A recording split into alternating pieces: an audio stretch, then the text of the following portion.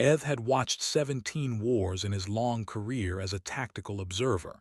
He had seen empires fall and species burn. He had documented the death of worlds and the birth of new powers. Nothing surprised him anymore, or so he thought. He arrived on Axis Prime during the coldest month of its long year.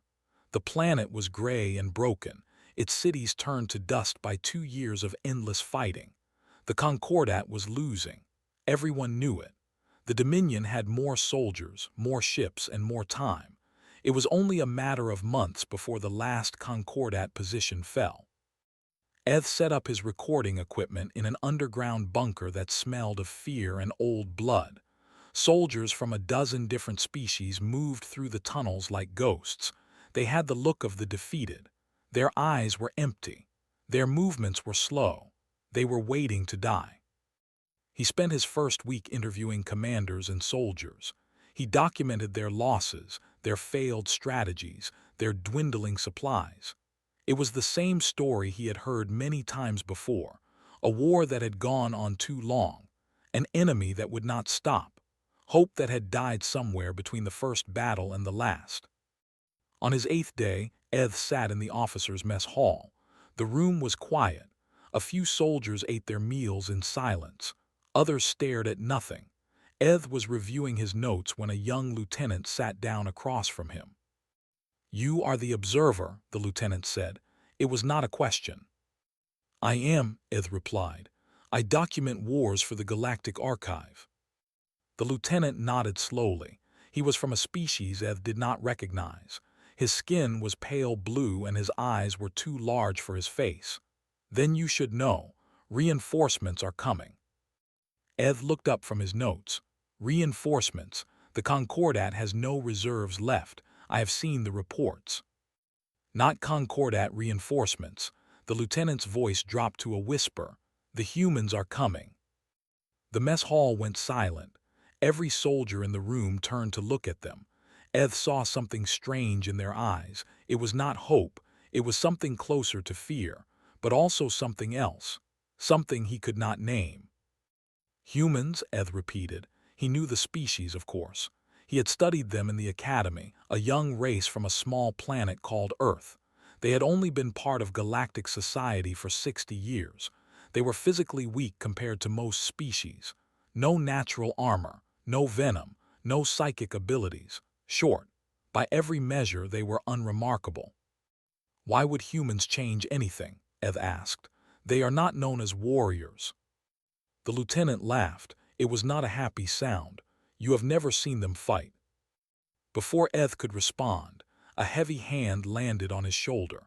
He turned to find a Concordat general standing behind him.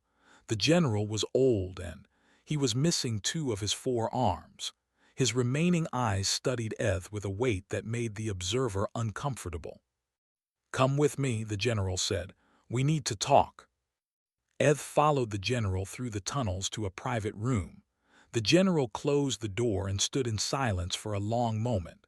When he finally spoke, his voice was tired. "You are here to document this war. That is good. Someone should remember what happens here." The general paused. "But you need to understand something about the humans." "I have studied their species," Eth said. "They are." "You have studied reports," the general interrupted. "Reports do not capture what they are. I have fought beside humans twice in my career. I have also seen what happens when you fight against them." He touched the stumps where his missing arms had been. "This was not from fighting this was from a border dispute with a human colony 30 years ago. We outnumbered them 50 to 1. We had better weapons, better ships, better everything." He shook his head slowly. "We lost." Eth did not know what to say. The idea that humans could defeat a superior force seemed impossible. "They do not think like us," the general continued. "When most species face certain death, they retreat, they surrender, they survive. Humans," he paused, searching for words. "Humans get angry, they fight harder, they do things that make no sense. They throw themselves into fire to save strangers. They hold positions long after they should have died. They simply refuse to accept that they have lost." "That sounds like madness," Eth said. "It is madness, but it is a madness that wins wars." The general moved to a display screen and pulled up a star map. 12 human ships will arrive in 3 days. Only 12. They have over 200 ships in orbit. By any reasonable calculation, the humans cannot win. Then why are they coming? The general smiled. It was the first time Eth had seen any officer smile since arriving on Axis Prime. Because we asked for help, and humans do not abandon their allies, even when helping means dying. Over the next 3 days, Eth watched the bunker transform. Soldiers who had been waiting to die began preparing to fight. Weapons were cleaned. Positions were reinforced. There was still fear in the air, but something else was growing beneath it, something that felt almost like hope. On the morning of the third day, the sensors detected the human fleet dropping out of faster-than-light travel. Eth stood in the command center and watched the display. 12 small ships hung in the void against the massive armada. "This is suicide," he whispered. The general stood beside him. "Perhaps, but I have learned something about humans, observer. They have a saying on their world. It is not the size of the dog in the fight. It is the size of the fight in the dog." He paused. "I do not know what a dog is, but I know what fight means. And humans have more fight in them than any species I have ever seen." A communication signal flashed on the display. The lead human ship was broadcasting to all Concordat forces. A human voice filled the command center. It was calm and steady. "This is Commander Sarah of the United Earth vessel Perseverance. We heard you needed some help. Hold your positions. We are coming." The soldiers around Eth began to cheer. The sound was strange after so much silence. Eth did not join them. He simply watched the display and wondered what he was about to witness. He had watched 17 wars. He thought nothing could surprise him anymore. He was wrong. The shuttle that carried Eth to the human flagship was small and uncomfortable. A young human pilot flew with a casual skill that made the observer nervous. The pilot hummed a strange tune the entire way. She seemed completely relaxed, as if they were not flying toward a battle that would likely kill them all. "You are not afraid?" Eth asked. The pilot glanced at him and smiled. "Terrified, but fear is just excitement with bad marketing." She laughed at her own joke. Eth did not understand it. The Perseverance was smaller than Eth had expected. Human ships were not elegant like Concordat vessels or brutal like warships. They were practical, ugly, even. Every surface was covered with equipment, wires, and strange decorations that seemed to serve no purpose. When the shuttle bay doors opened, Eth immediately felt wrong. The gravity was heavier than he was used to. The air was thick and burned his breathing membranes. The temperature was too warm. He found it difficult to move. A human officer met him at the door. "First time on a human ship?" the officer asked. "Yes," Eth managed. "Your environment is challenging." The officer nodded. "Earth is what you would call a death world. High gravity, extreme temperatures, predators everywhere. Bacteria that can kill most species in hours. We evolved in hell, observer. This is comfortable for us." Eth followed the officer through the ship. Everywhere he looked, he saw humans preparing for battle. But they were not preparing the way he expected. Some were cleaning weapons, yes. But others were playing games with small pieces of painted cardboard. Some were eating food together and laughing loudly. One group was watching a display showing humans chasing a ball across a green field. "They are playing games," Eth said. "We are about to fight an impossible battle and they are playing games." The officer smiled. "We call it blowing off steam. Fear builds up inside you like pressure. If you do not release it, you break. So we laugh, we play, we remember that we are alive." He paused. "Some of us will not be alive tomorrow. We want to enjoy today." They reached the command deck. Commander Sarah stood at the center, surrounded by displays and officers. She was smaller than Eth had expected. Most humans were small compared to other species. But there was something in her eyes that made her seem larger than her body. A weight, a certainty. "Observer Eth," she said. Her voice was warm but firm. "Welcome aboard. I hope your trip was comfortable." "It was adequate," Eth replied. "Commander, I must ask, your fleet is small, the enemy is vast. What is your strategy?" Turn to a display showing the planet below. "We are going to land ground forces in the Valley of Bones and push through to the command fortress." Eth felt his blood turn cold. The Valley of Bones had earned its name. 3 armies had tried to push through it. All 3 had been destroyed. The valley floor was covered with the remains of soldiers from a dozen species. "That is impossible," he said. "The valley is a killing field. You will lose everything." "Probably," agreed. She did not seem bothered by this. "But they expect us to attack from orbit. They expect us to fight the way everyone else fights. We are going to do something they do not expect. We are going to walk right into their strongest position and take it from them. That is not strategy, that is suicide." Turned to face him. Her eyes were calm, patient, almost kind. "Observer, let me tell you something about humans. We do not do math the way you do. When you calculate odds, you see numbers. When we calculate odds, we see something different. We see the people we are fighting for. We see the future we want to build. We see our children and our friends and everyone who is counting on us." She paused. "Numbers tell us we will lose. Our hearts tell us we have to try anyway. And sometimes that is enough." Eth did not know how to respond. This was not how wars were fought. This was not rational. A young human private walked past them. She could not have been more than 20 years old by human counting. She was writing something on a piece of paper. "What is she doing?" Eth asked. "Writing a letter to her daughter," said, "in case she does not come back. She has a child, and she is still going into battle. She is going into battle because she has a child. She wants her daughter to grow up in a galaxy where they do not win, where allies keep their promises, where good people stand up for each other." His voice grew soft. "That is worth dying for." The ship's alarms began to sound. The battle was beginning. Raised her voice so everyone could hear. "All hands, this is your commander. I am not going to lie to you. Today is going to be hard. Some of us will not see tomorrow. But I want you to remember something. We are not here because we want to die.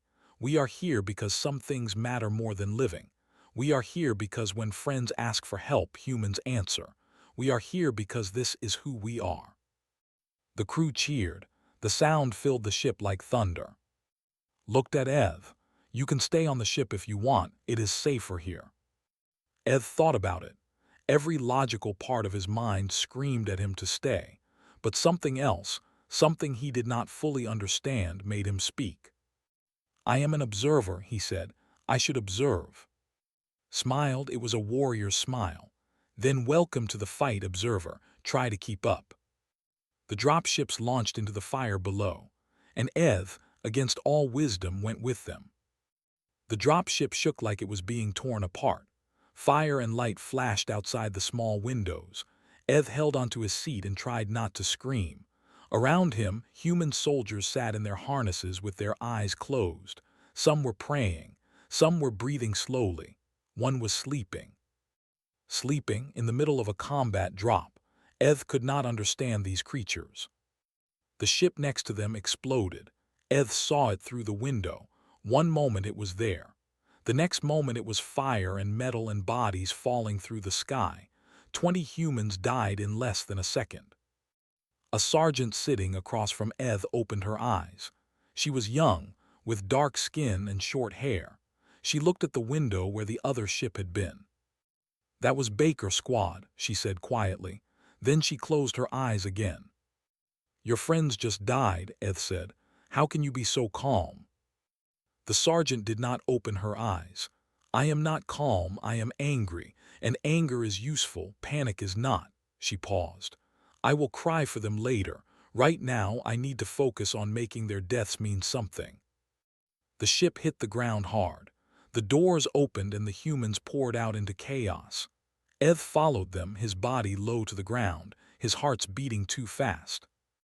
The Valley of Bones was worse than he had imagined. The ground was gray with ash and dust. Old weapons and armor lay scattered everywhere. Bones from 100 species crunched under his feet. The sky was filled with smoke and the flashes of weapons fire. And they were everywhere. They were tall and terrible, covered in black armor that made them look like insects. Their weapons fired beams of red light that cut through anything they touched. They moved in perfect formations, like a machine made of flesh and hatred. The humans charged straight at them. Eth wanted to run. Every instinct in his body screamed at him to hide, to escape, to survive. But he forced himself to watch. That was his duty, to watch and remember. What he saw changed him forever. A human soldier took a beam through his shoulder. The wound was terrible, smoking, and black. He should have fallen. Instead, he switched his weapon to his other hand and kept firing. He was screaming, but not in pain. He was screaming in rage. A medic sprinted across open ground to reach a wounded Concordat soldier. The alien was not even human. They had only been allies for 30 years. But the medic did not hesitate. She ran through enemy fire as if it was not there. She took 2 shots to her armor and kept moving. She reached the wounded soldier and began treating him right there, in the middle of the battlefield. Why? Eth asked no one. Why would she risk her life for a stranger? A human private crouched next to him. He was young, barely more than a child by human standards. He was bleeding from a cut on his forehead, but he was smiling. "Because that is what we do," the private said. "We look out for each other, all of us, human or not. If you are on our side, you are family, and we do not leave family behind." They brought their elite soldiers forward. The humans called them harvesters. They were massive creatures, almost 3 meters tall, with blades instead of hands and armor that could stop almost any weapon. Eth had seen recordings of harvesters destroying entire units without taking a single casualty. The humans saw them coming. They did not retreat. "Oh good," the sergeant from the dropship said. She was grinning. There was blood on her teeth. "I was hoping I would get to fight a big one." She charged at the nearest harvester with nothing but a combat knife in her bare hands. Eth watched in horror as she dodged its blades, climbed its body, and drove her knife into the gap between its helmet and armor. The creature fell. The sergeant jumped off and immediately looked for another target. "That is impossible," Eth whispered. "Nothing is impossible," the private said. "Just really, really difficult." The battle lasted 6 hours. 6 hours of fire and blood and screaming. 6 hours of watching humans do things that should not be possible. They held a narrow pass against 200 with only 12 soldiers. 7 of them died. The other 5 never considered retreat. Eth saw a human throw himself onto an explosive device to protect his squad. He saw another pick up a fallen comrade and carry her to safety while being shot in the back. He saw them fight and die and refused to stop fighting even when death was certain. Near the end, when the finally began to fall back, Eth found himself standing next to the sergeant. She was covered in blood and dirt. Her left arm hung useless at her side. She was still grinning. "We are winning," she said. "I told you, spite is a powerful weapon."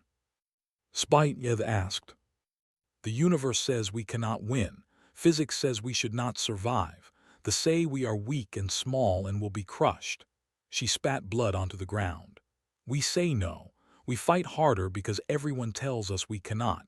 We survive because everyone expects us to die. That is spite, observer. And spite has won more battles than all the weapons in the galaxy." The sun was setting over the Valley of Bones. They were retreating. The humans were cheering and crying and holding each other. Eth looked at the bodies on the ground. So many humans had died today. So many had given everything they had for this gray, broken valley on a world far from their home. "Why?" he asked again. "Why did they die for this place?" The sergeant looked at him with tired eyes. "They did not die for this place. They died for each other. They died for the soldiers still fighting. They died for everyone back home who is counting on us. They died because sometimes dying is the price you pay for what matters." She walked away to help the wounded. Eth stood alone in the valley, surrounded by bones old and new, and felt something inside him change. He had watched 17 wars. He had never seen anything like this. He was beginning to understand why the galaxy feared humans. And he was beginning to understand that fear might not be the right word at all. The night after the battle was quiet. Eth sat in a makeshift camp watching the humans mourn their dead. He had expected chaos, crying, anger. Instead, he found something stranger, something more powerful. The humans stood in a circle around their fallen soldiers. Each body was wrapped in a simple cloth. A flag, they called it, blue and white with stars, the symbol of their united Earth government. One by one, the survivors spoke names. Each name was followed by silence, then another name, then more silence. James Cooper. Silence. Maria Santos. Silence. David. Silence. Eth counted 47 names, 47 humans who had been alive that morning and were now gone forever. The survivors remembered every single one. After the last name was spoken, Commander stepped forward. Her voice was heavy with exhaustion and grief. These soldiers died so that others could live. They did not ask for thanks. They did not ask for glory. They only asked that we remember them, and we will. As long as we breathe, we will carry their names with us. Their sacrifice is not the end of their story. It is the beginning of ours. The humans bowed their heads. Some cried softly. Others stood in stone silence. Then slowly they began to help each other, treating wounds, sharing food, talking in low voices about the friends they had lost. Eth approached the sergeant he had fought beside in the valley. Her arm was now wrapped in bandages, held against her body by a sling. "You remember every name," Eth said, "every soldier who died." Nodded. "That is how we honor them. Forgetting is the second death. As long as someone remembers your name, you are not truly gone. In my culture, we record deaths in data files, numbers, statistics." Smiled sadly. "Numbers do not bleed, names do. We need to remember that these were people with families, dreams, favorite foods and bad jokes, and people who loved them." She paused. "That is what makes the sacrifice real. That is what makes it matter." Eth spent the next day interviewing human soldiers. He wanted to understand them. He needed to understand them. Their behavior made no logical sense, but it was winning the war. A young corporal named Jackson told him about human history. He spoke of ancient battles where small groups of humans held against impossible odds. A place called Thermopylae, where 300 warriors fought an army of thousands. A city called Stalingrad, where humans fought building by building, room by room, for months. A beach called Normandy, where thousands of young humans ran into enemy fire knowing most of them would die. "Why?" Eth asked. "Why would they do this?" "Because someone had to," Jackson said simply. "Evil does not stop itself. Tyrants do not stop themselves. Someone has to stand up. Someone has to say no. And humans have decided that we will be the ones who stand." That evening, Concordat soldiers brought in a prisoner, a commander. He was large and powerful, but his eyes were empty, defeated. He looked at the humans around him with something Eth had never seen in eyes before. Fear, true fear. Commander approached the prisoner. She was calm, professional, but there was steel in her voice. "Your forces are retreating across the planet," she said. "Your command structure is falling apart. In 3 days we will reach your fortress. This war is over." The commander stared at her. His voice was rough, confused. "We offered you terms before you arrived. We offered peace, territory, resources. You could have had everything you wanted without fighting. You offered to let us abandon our allies," said. "You offered us survival in exchange for betrayal. We refused." "Why?" The commander leaned forward, desperate to understand. "You could have lived. Your soldiers did not have to die. Why did you come here to throw away your lives for strangers?" Crouched down to his level, her eyes met his. "We did not come here to die. We came here to win. Dying was just the price we were willing to pay." She paused. "You do not understand that, do you? You think we are crazy. Maybe we are. But that craziness is why we win. We fight for things larger than ourselves. We fight for people we have never met. We fight for the future we want to build, even if we will not live to see it." The commander shook his head slowly. "You are not like other species. Other species are reasonable. They calculate costs and benefits. They surrender when they cannot win. Other species have not survived Earth," said. "We come from a world that tried to kill us every day for millions of years. We learned that survival is not about being the strongest or the fastest. It is about refusing to give up. It is about standing together when everything is against you. It is about being too stubborn to die." She stood up and looked down at the prisoner. "You made a mistake when you threatened our friends. You should have let us stay home. Now we are here, and we will finish this." Eth watched her walk away. He looked at the commander, who sat in silence, trying to process something his mind could not accept. That night, Eth finally understood. Other species fought for survival. They fought when the odds were good and retreated when the odds were bad. They made logical decisions based on self-interest. Humans fought for each other. They fought for ideas, for principles, for strangers they would never meet. They calculated odds differently. They weighed not just their own lives, but the lives of everyone counting on them, the future their children would inherit, the kind of galaxy they wanted to exist. And when they decided something was worth fighting for, they became unstoppable.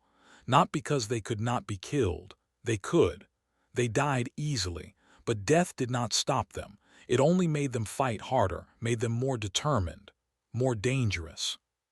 The humans began preparing for the final assault.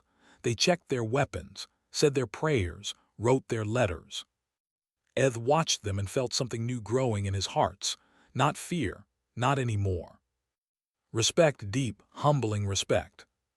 And beneath that, something even stranger. Hope. The fortress fell on the morning of the 7th day. Eth watched from a distance as human soldiers planted their flag on the broken walls. The blue and white fabric moved slowly in the wind. Around it, the remains of the most powerful stronghold on Axis Prime smoked and crumbled. The Dominion surrendered that afternoon. Not to the Concordat, not to the combined Allied forces.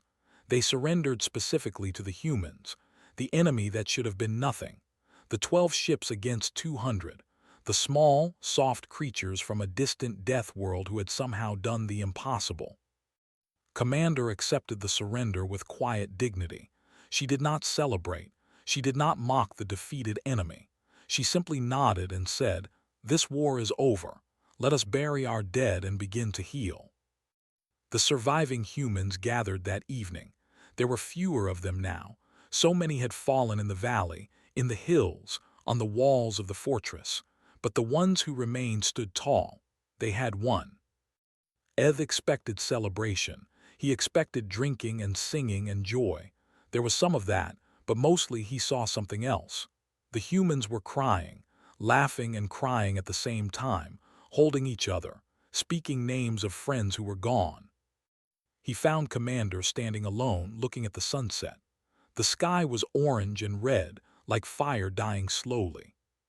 "You won," Eth said. "Against all odds, you won." Nodded slowly. "We won, but winning and losing are complicated things, observer. We achieved our objective. We saved our allies. We stopped the—" She paused. "But we also lost 47 soldiers, 47 people who will never go home, never see their families again, never grow old." Her voice grew soft. "Victory always costs something. Today it cost us dearly.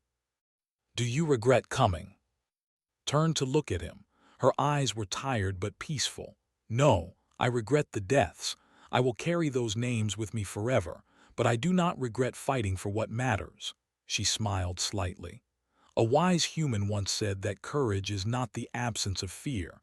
Courage is deciding that something else is more important." Eth thought about this.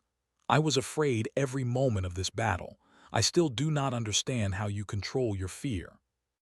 "We do not control it," said. "We use it. Fear tells you that something matters, that you have something to lose. When I am afraid, I think about what I am afraid of losing.